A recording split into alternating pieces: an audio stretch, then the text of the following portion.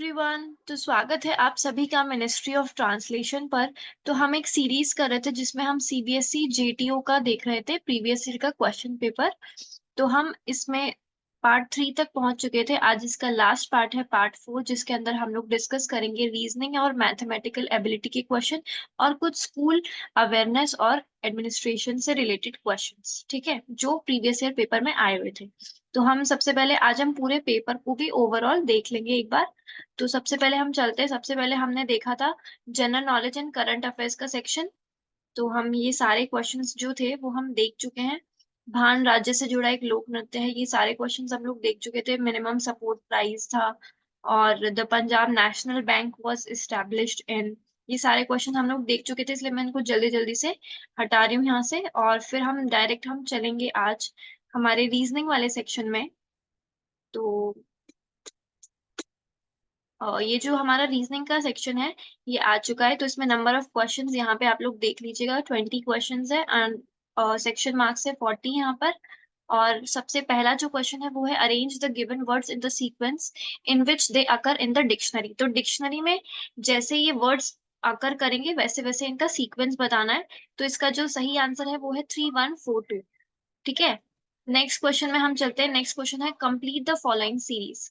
ये सीरीज एक यहाँ पर दी हुई है, इसको कंप्लीट करना है। तो X14B इसका सही आंसर होगा। नेक्स्ट क्वेश्चन पे हम चलते हैं। Select the option that is related to the third term on the same basis as the second term is related to the first term।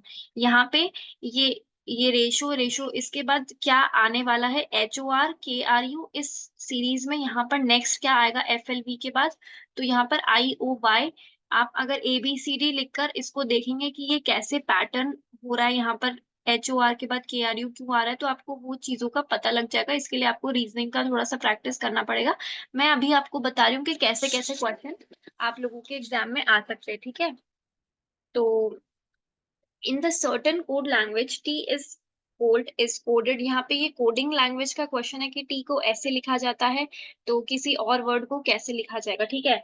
What is the code for but, तो LE यहाँ पर इसका सही answer हो जाता है। Next question है 3 out of 4 word, मतलब इनके पेयर बना रखे, would, chair, leather, belt, silver, jewellery, garments, clothes. तो इसमें से सबसे डिफरेंट जो पेयर था वो आपको सिलेक्ट करना था। तो सिल्वर ज्वेलरी होती है, लेदर का बेल्ट होता है, गारमेंट क्लोथ इसमें से सबसे डिफरेंट क्राइटेरिया लग रहा था, तो वुड की चेयर होती है, पर गारमेंट का क्लोथ या क्लोथ का गारमेंट नहीं होता है, तो इसमें से गारमेंट क्लोथ एक आपका सही आंसर हो जाता है। नीचे एक और टाइप का क्वेश्चन है कि मनोज इज टॉलर देन, ये आपका स्मॉल एंड टॉलर वाला जो क्वेश्चन है कि कौन किससे छोटा है, या who is shortest among all, ठीक है। ये कुछ बच्चों का दिया हुआ है कि ये इससे बड़ा है, वो इससे बड़ा है, पर वो इससे छोटा नहीं है, तो कौन सबसे बड़ा है। इस प्रकार के क्वेश्चन आपके आ जाते हैं। नेक्स्ट क्वेश्चन है आपका if A% B means A is the father of B। आपका रिलेशन वाला क्वेश्चन है, A+B means A is the brother of B। तो ये आप अच्छे से कर लोगे। ये आपका रिलेशन वाला, ये क्वेश्चंस काफी इजी है और बेसिक रीजनिंग है, आप सभी को आनी चाहिए इतनी रीजनिंग, क्योंकि हर पेपर में अपनी रीजनिंग काम आती है। In this question, a statement has been given followed by 2 arguments numbered first and second. Analyze the 2 arguments together. ये आपका स्टेटमेंट बेस्ड यहाँ पे नेक्स्ट क्वेश्चन है। यहाँ पे तो आपको 2 स्टेटमेंट दिए होंगे, आपको एनालाइज करना होगा, फिर आपके पास कुछ ऑप्शन होंगे। Only argument 1 is strong, only argument 2 is strong, या बोथ स्ट्रॉन्ग, या neither of them is strong, ठीक है। नेक्स्ट आपका यहाँ पे क्वेश्चन है तर्क वितर्क वाले क्वेश्चन के बाद क्वेश्चन है आपका वेन डायग्राम का। वेन डायग्राम में आप सभी को पता है कि आपको देखना होता है। तो आपको कोई भी 3 चीजें दी जाती है, जैसे सन, मून या प्लैनेट्स, तो एकदम डिफरेंट डिफरेंट है या थोड़ा सा मिलते जुलते हैं आपस में, वो आपको देखना होता है। तो यहाँ पे इस वाले जो आकृति है, इसका सही जवाब तीसरा है, Lions, mammals and carnivores. Next आपका क्वेश्चन आ जाता है अ बाइक ट्रेवल्स। ये आपका डायरेक्शन वाला क्वेश्चन है। डायरेक्शन वाले क्वेश्चंस बहुत ज्यादा इजी होते हैं, तो आप, मैं उम्मीद करती हूँ कि आप सभी ये सारे क्वेश्चंस अटेम्प्ट कर पाएंगे। नेक्स्ट आपका सेक्शन चेंज हो जाता है, और जो सेक्शन आपका 10 नंबर का आता है वो आएगा आपका मैथमेटिकल का सेक्शन। तो मैथ्स में ऐसे क्वेश्चंस आ सकते हैं, आप पढ़ लीजिए। A vegetable seller bought 8 dozens of apple for rupees 3,840, another 2 dozens of apples for rupees 600, and another 5 dozen apples for rupees 960. At what price should he sell one apple to earn 20% on the average cost price? इस प्रकार के आप stop कर करके देख लीजिएगा कि maths के क्वेश्चंस आपके कैसे आते हैं, ठीक है? मैं स्क्रॉल करती जा रही हूँ, आप स्टॉप कर करके देखते रहिएगा। In an election between two candidates, one got 35% of the total valid votes, whereas 22 of the total votes were invalid. If the total number of votes were 50,000, how many valid votes did the other candidate get? ठीक है, ये आप question कर लेंगे। उसके बाद इसका जो सही आंसर था वो था 25,350 रुपी वोट्स। नेक्स्ट है हमारा, ये आपका नेक्स्ट क्वेश्चन है, इसको पढ़ लीजिएगा। मैं इतना बड़ा नहीं पढ़ रही हूँ क्योंकि वीडियो बहुत ज्यादा लंबी हो जाती है फिर। आप इसको पढ़ के इसके सॉल्व स्क्रीनशॉट ले लीजिएगा, इसको सॉल्व कर लीजिएगा। नेक्स्ट क्वेश्चन पे चलते हैं। आपका हिंदी में भी यहाँ पर लिखा हुआ है, हिंदी और इंग्लिश दोनों लैंग्वेजेस में आपका लिखा हुआ यहाँ पर आएगा। In a mixture of 120 liters milk and water are in the ratio 2:1. If the ratio is to be 1:2, then how much water is to be added? 120 liters इसका सही आंसर हो जाता है।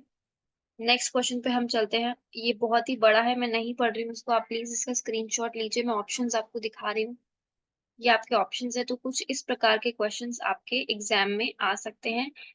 What is the effective rate of interest when the interest rate is compounded every 4 months and the nominal rate of interest is 60% per annum? इसका भी आप लोग screenshot लेके क्वेश्चन सॉल्व करने का कोशिश कीजिएगा। ऐसे प्रकार के, ऐसे टाइप के क्वेश्चंस आपके एग्जाम में आ सकते हैं। नेक्स्ट आपका ये हो गया कि डिस्टेंस का है, डायरेक्शन का है, ये सारे क्वेश्चंस आपके हो गए कि कितना समय लग सकता है। The man starts of a journey, he travels for 24 hours in total, ठीक है? ये आपका ऐसे वाले क्वेश्चंस आ सकते हैं। नेक्स्ट है A and B can together, आप ना दो लोग मिलके एक काम इतने देर में कर सकते हैं, तो इतने लोग मिलके कितने दिन में ये काम कर पाएंगे, ऐसे क्वेश्चंस भी आ सकते हैं। आप इस क्वेश्चन का भी सॉल्व कर लीजिएगा। नेक्स्ट है आपका, ये हमने कर लिया था डोमेन नॉलेज एंड असेसमेंट का, जिसमें हम पहले हिंदी और इंग्लिश का ले चुके थे सेक्शन। हम हिंदी और इंग्लिश का जो सेक्शन है वो डिस्कस कर चुके थे। तो अभी हम डिस्कस करेंगे स्कूल अवेयरनेस का section, school awareness and administration का सेक्शन, ठीक है? तो हम लोग चलते हैं उसी सेक्शन की तरफ।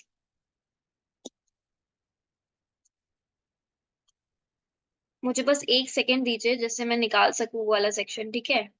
तो अभी जहाँ जो यहाँ पे सेक्शन चल रहा है वो आपका प्रॉपर इंग्लिश वाला सेक्शन है, जो कि हम लोग कर चुके हैं। इंग्लिश वाले सेक्शन के बाद हम, आपका सिलेबस में ये भी था कि आपकी प्रोफेशनल नॉलेज को भी देखा जाएगा, आप स्कूल्स के बारे में कितना समझते हैं, क्योंकि आगे जाके आपको जो काम करना है वो आपको स्कूल में ही करना था, ठीक है? तो आप अगर सीबीएसई में जा रहे हैं तो यहाँ से स्टार्ट होता है आपका ये वाला सेक्शन, जो कि आपके स्कूल अवेयरनेस एडमिनिस्ट्रेशन और जो भी आपका कामकाज रहेगा उसका जो नॉलेज होना चाहिए आपके पास, उसका सेक्शन था। इस सेक्शन को बोला गया था यहाँ पर awareness about school education, examination board and it's administration etcetera. आपको और भी काफी जानकारी होनी चाहिए। तो फर्स्ट क्वेश्चन हमने लिया, who is not exempted from examination in the third language? Students from states following the second language formula. इसके बारे में आपको पढ़ना पड़ेगा। अगर आप चाहते हैं कि आपको इस वाले सेक्शन के मैं नोट्स दे दूं तो प्लीज आप कमेंट सेक्शन में मेरे को बता दीजिएगा, फिर मैं आपको इसके नोट्स भी प्रोवाइड करवा दूंगी। How many additional time is permitted for a visually challenged student attended an AISSCE examination of 2.5 hours duration, 50 minutes? Hindi में भी है, 2.5 घंटे की अवधि की AISSCI परीक्षा में शामिल होने वाले किसी नेत्रहीन विद्यार्थी के लिए कितने अतिरिक्त समय की अनुमति है? 30 मिनट, 50 मिनट? तो इसका सही जवाब है 50 minute. When is a scribe? Scribe वो होता है जो आपके लिए लिखे, ठीक है? लिखने वाले बंदे को स्क्राइब कहते हैं। When is the scribe not allowed for a student writing the examination? Scribe कब अलाउ नहीं होता है? स्टूडेंट्स विद सिंगल पेरेंट्स, ठीक है? स्टूडेंट्स विद सिंगल पेरेंट्स के लिए, परीक्षा देने वाले विद्यार्थी के लिए लिपिक परीक्षा में लिखने वाले की अनुमति नहीं दी जाती है जब एकल माता या एकल पिता वाले विद्यार्थी को।